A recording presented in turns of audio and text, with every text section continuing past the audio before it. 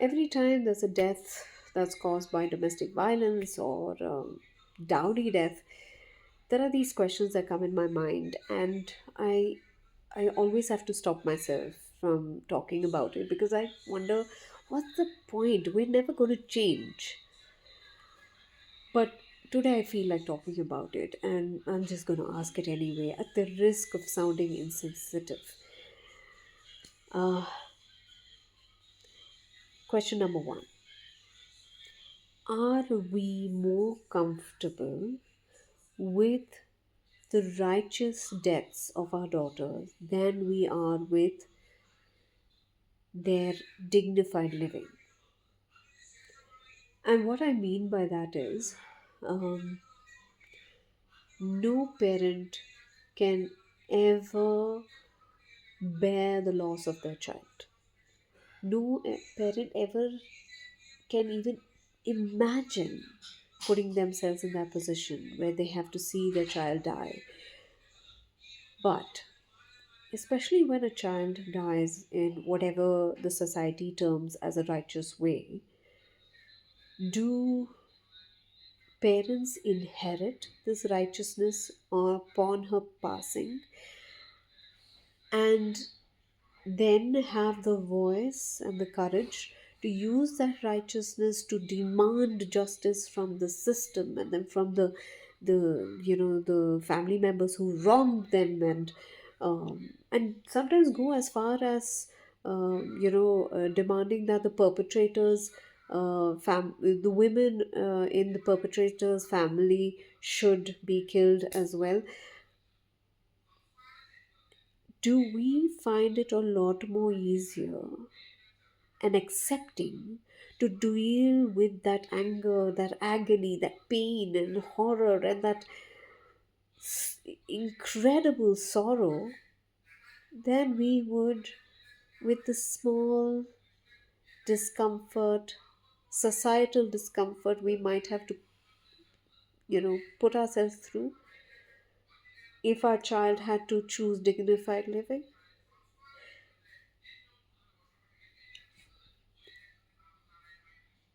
Would we permit our daughters to live a dignified life? See, look at my own conditioning. Look at the way I use the words.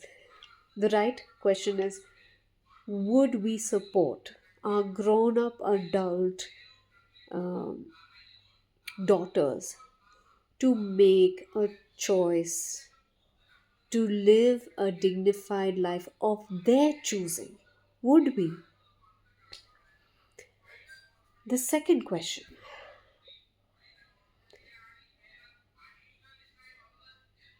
in our homes, do we live by example and teach our children or demonstrate to our children what safety looks like? And what I mean by safety, I'm not necessarily talking about physical safety. I mean physical, mental, emotional, financial safety. Do we, you know, teach them what these things look like? And when I'm talking about teach, I'm not talking about, orally. So,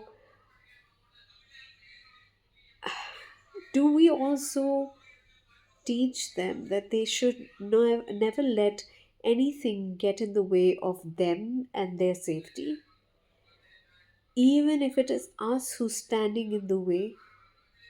Do we train them to walk right past us if it is us who's standing between them and their safety?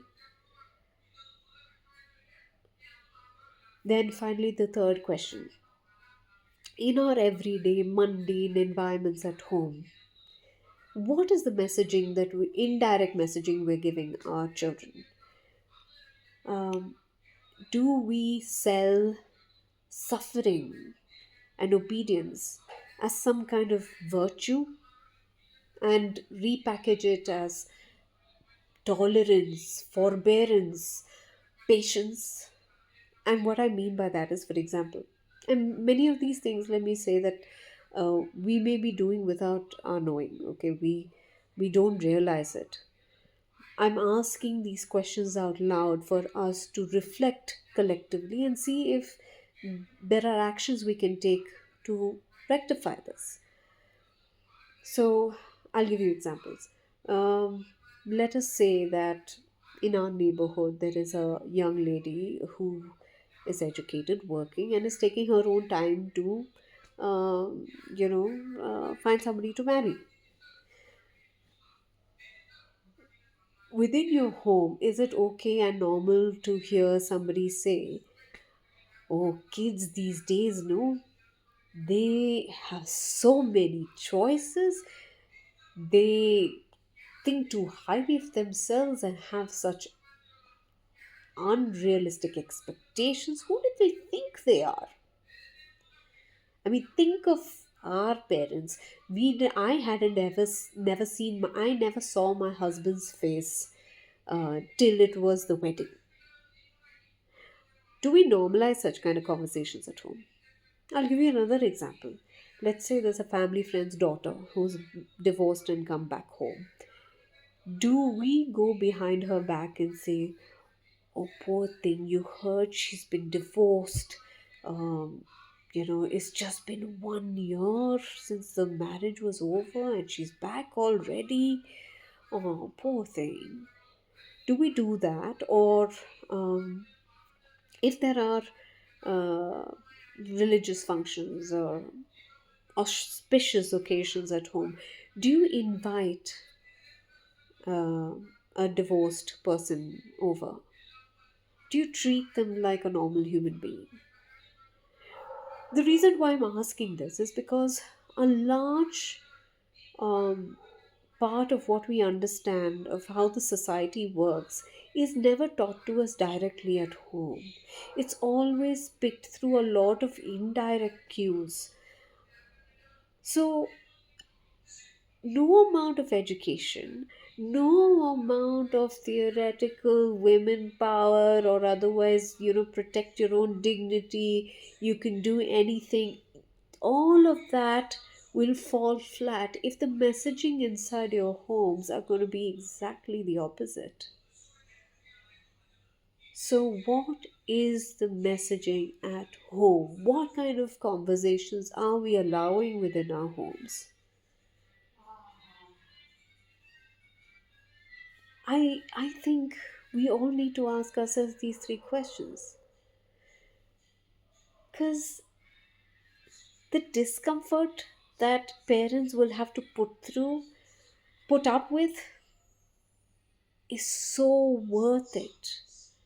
Because the pain and agony, the anger, the vacuum of a dead child, it's definitely not worth it.